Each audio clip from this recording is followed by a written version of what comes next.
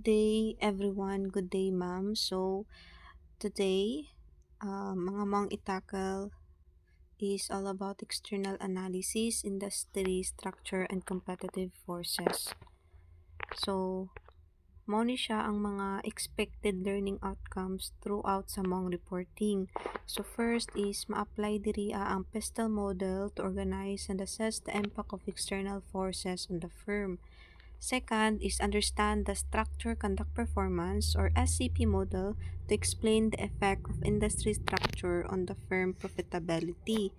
Then third is ma-apply po diri ang five forces model to understand the profit potential of the firm's industry. Fourth is understand the role of industry dynamics and industry convergence in shaping the firm's external environment. Then last is ma-apply diri ang strategic group model to reveal performance differences between clusters of firms in the same industry. So, mo ni siya ang mga expected nga ma-learn ninyo sa moang report. So, first is ato asang i-identify kung unsa ang external analysis or what is external analysis. So, external analysis is mo ni siya ang mo-examine sa outside factors affecting a business performance and strategy. And also, it helps to identify the opportunities, threats, market trends of a firm. So, kining mga gusto or kining mga business owner nga gusto mag-start or mag-build og new companies or firms is dako ni siya nga tabang sa mga unemployed individuals, no? So dako po ni siya tabang sa ato ang economic growth, especially katong sa mga unemployed individuals. And also, kung mingon pud tag industry structure, mao po ni siya ang organizational characteristics, no, sa market or sa industry, such as the number and size of firms and nature of competition. So when we see number and size of firms, di ba, we have small firms or large firms. Small, of course, muna siya mga small businesses. Large, muna siya mga dagko nga mga businesses or company. So, different size siya in terms of company or firms, but ang iyahang purpose or iyahang goal is to earn profitability or to earn profit. 'Di ba? So, kung moingon pud tag nature competitions, of course, as a individuals or as a future businesswoman or businessman, no? So, dapat ato dong i-acknowledge ang pagka-competitive person, especially in terms of business. Kay mao daw ni siya ang murag mo ni siya ang key nga mahimong successful ang imuhang business or ang imuhang firm or ang imuhang company nga itukod sunod, di ba? So, of course, diri sa pagka-competitive person, need nimo i-acknowledge ang mga strategies, imuhang unique strategies together with your employee, no? So, kibali mo cooperation mo. So, ang resulta na is success jud ug mas mailhan pa ang inyong product sa mga consumers. So, let's say i-include ninyo ang strategy in terms of promoting your products using social media or using media, 'di ba? Using technology, because mo na siya trends karon, trend mo na siya ang pinakauso nga para mas mailhan ang inyong products, 'di ba? So, ingana ang pagka-competitive person in terms of kining gusto ka uh, magtukod or mag-build og company or business. So, naa diri as we can see na ay PESTEL model. So, na ay acronym ang PESTEL. So, P refers to political, E refers to economic, S refers to sociocultural, T refers to technological, E refers to ecological, and L refers to legal. So, forward ta sa illustration of PESTEL framework. So, as we can see, na diri firm, strategic group, industry, then bilong po diri ang acronym sa PESTEL. So, let's say, kining firm, or let's say, diri sa firm, natay fictional company or fictional firm. Then, everything nga nag-exist nahitabo dira sulod sa firm or sa imong company can be considered as internal environment, such as organizational structure, culture, sa paman, employee, shareholder, and reward system or etc. nga nahitabo sulod sa firm is matawag siya nga internal environment. Kung natay internal environment, of course, we have also external environment, which is gawas sa company. Like consumers, competitors, opportunities, threats, or mga negative or positive way nga pwede maka-apekto sa imong company or firm nga gitukod. Diba? So, even though kini si Pistol Framework is for external, murag sa external gihapon siya, external environment, pero ang iyang purpose or ang iyang goal is maapektuhan si internal ug si external, which is matawag siya nga macroeconomic or macro environment, no? So diri na dayon ma-appeal si political, si legal, ecological, technological, sociocultural, economic, no?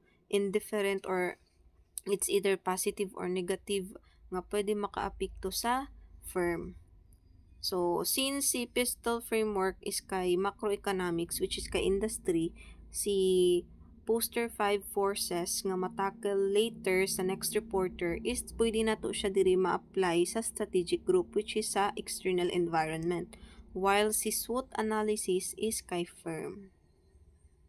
So, let's proceed to the acronym of PISTAL. So, mag-una ta diri kay political factors. So, political factors, kung mingon tag political factors, involved diri ang government, no? So, political refers to laws, policies, regulations, political conditions on how business or firms operating or make decisions on their companies, no? Such as like kining taxes, di ba? Dako kayo epekto ang tax sa mao na siya ang rules or regulations or obligation as a business owner. So need nimo musunod sa obligation and rules, no, which is ang pagbayad og tax. Trade policies, political stability and etc. or labor. So daghan pa. So as an business owner, of course, need jud nimo mo sunod sa mga rules nga gikan sa government, no? Ilabi na nga ang pagtukod sa business is dili siya sayon. So naay mga legal process nga need nimo i-process nga naay consent sa government. So let's say isa ka sole proprietorship owner. So ikaw nga sole proprietorship owner, need nimo magpa-register sa DTI. So DTI means Department of Trade Industry, no? Dira ka magpa-register. Then kung nakay partners or nakay kasosyo sa negosyo, need nimo magpa-register sa SEC, which is Security of Exchange Commission, di ba? Then para mas mahimong legal, no? Mas mahimong legal ang imong business, kay need man nimo magbayad og tax. So need nimo magpa-register sa BIR, which is Bureau of Internal Revenue. Then dagan pa po yung mga i-process nimo like barangay clearance, then mayor's permit, no, para ang imong business is legal jud siya, dili siya mahimong illegal. So yeah, mo na siya ang political factors. And then dirita sa economic factors, of course, economic factors, it involves external environment, no, such as katong threats, opportunities, or it's either positive or negative ways nga pwede maka-affect sa imong business, sulod sa imong business. So diri ay 5 macroeconomic factors can affect firm strategy. So first we have growth rates. So kaning growth rates ang one of the best example ani is ang atong population, which is makuhaan ug madugangan. Let's say mo increase, mo decrease. So let's say sa isa ka company sa month of January nakadawat sila revenue nga 100,000 sa January, month of January. Pero pag abot sa February, ni-increase which is ni 150,000, ni-increase siya 50,000 mo tong nahimong 150,000. Pero pag abot sa March is di-decrease which is nibalik siya sa original revenue niya or kita niya tong month of January which is nahimo siyang 100,000. So it means dili equal, dili pwede nga ang imong revenue or imong kita ana nga month is magsunod-sunod or equal lang. So dili ing ana. So it means na ay month nga mo increase, na apoy month nga mo decrease. So yung ana ang growth rates. Then levels of employment mo ni siya ang mga ranking or positions nga naa sa company. Let's say CEO or mga chairman na siya. Interest rates, of course, kabalo naman taani kining pagpatubo sa nangutang sa imuha para sila mobayad. Let's say na nangutang sa imuha 5,000. Then ang inyong sabot kada dili siya makabayad sa isa ka buwan, imong patubuan og 500. So kung dili siya kabayad ana nga bulan, ang iyang bayron na sa imo is 5,500. So yung ana ang interest rates. Then price stability. Of course, dapat ang price is stable lang para dapat dili siya overpriced ug dili pud siya baba lang kay sa price. Stable lang jud ang price nga maka-afford ang mga consumers or para dili makuha na nga to ang economic, dili maapektuhan. Then currency exchange rates, ang pagbaylo og mga dollar sa atuang country. So let's say 1 piso dollar din ang exchange rates ana diriya sa atuang country is 50. Diba? Dako kayo. The next is proceed na ta sa socio-cultural factors. It refers to cultures, norms, and values. So one of the example aning socio-cultural factors no as in terms sa business is kini bitawng pastel. So kining pastel is originated or nailan jud ni siya dito sa Maguindanao people or Maguindanao na lugar which is nagpuyo dira is mga Muslim. So since kining pastel is originated man murag dira na ilan sa mga Muslim people, kay di ba ang mga Muslim is dili sila mangaon og karne, no? Chicken lang jud ila or isda basta walay karne. So of course ang pastel wala jud ta nakakuan nga ang pastel is na ay ang sagol niya is karne, kundili manok lang jud na siya. So bisan pag naay freedom ang laing people nga himuong ang dish sa pastel is himuong karne, pero wala nila gibuhat tungod kay girespect nila ang cultures and values sa mga Muslim people. Ikabalo sila nga originated ng pastel sa mga Muslim people dito sa Maguindanao. So yung ana ang socio-cultural factors. No, gi-respect nimo kung unsay cultures and values sa isa ka lugar, no, or sa ethnic or sa kung unsa ka nga kuan na bilong. So now let's proceed to technological factors. Of course, technology is very helpful kaayo siya in terms of business kay tungod ani mas mapadali na lang ang paghimo sa mga products, di ba? Mas mapadali na lang ang mga trabahoon sa mga employees. Then tungod ani mas mailhan pud ang imuhang mga products international. It's because with the use or with the help of media. So ing ani ka powerful si technological factors sa ang era karon. Then ecological factors. So ecological factors, it means nga ikaw isa ka businessman is murag imo pong gi-consider ang atoang environment, kung unsa ka importante ang atoang environment. Let's say kaning tag-iya sa solar, di ba? Na siya negosyo nga na siya negosyo, but at the same time dako pud siya tabang sa atong environment, no, nga makatipid og kuryente if ever nga walay walay electricity sa atuang kuan. So kung natay solar, di ba kay gikan man sa sun ang charge anang solar. So kuan ka siya, eco-friendly kayo siya, dili siya hago, dili pud siya gasto kayo, di ba? So yung ang ecological factors. Then legal factors, so murag same lang ni siya sa political factors, no? As a business man or business owner, kailangan nimo moagi sa mga legal nga proseso bago ka makatukod og business jud.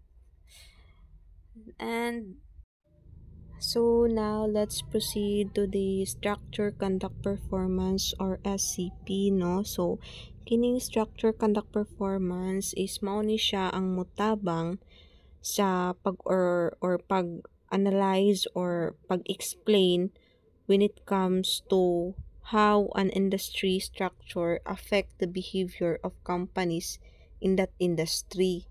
So which means the impacts of those or sa industry's overall performance, no? So when we say structure, so this is the characteristics of markets such as the number and size of competitors and the types of products and etc. So on the other hand, kung moingon pud ta og conduct, mo ni siya ang mo describe how firms behave in the market including their pricing strategies, and ang uban pod is kining ilahang mga strategies para mas ma-known pod ang ilahang products, like kining pag-advertising using medias or using technologies. Then ang last is the performance, no? Kining performance, so this refers to the outcomes of the performance of the market, such as kining profitability, efficiency, and the use of technological progress, no? So makita na to diri sa illustration ay mga perfect competition, monopolistic competition, oligopoly, monopoly, then fragmented, then consolidated. So when we say perfect competition, mo ni siyang mga mini small firms lang, no? Nga like for example sa farm or kining sa ato ang market mall diri sa Lianga, di ba? Then ang iya pong kuan is ang firm niya is price takers, which is affordable, right? Then low entry barriers pud siya.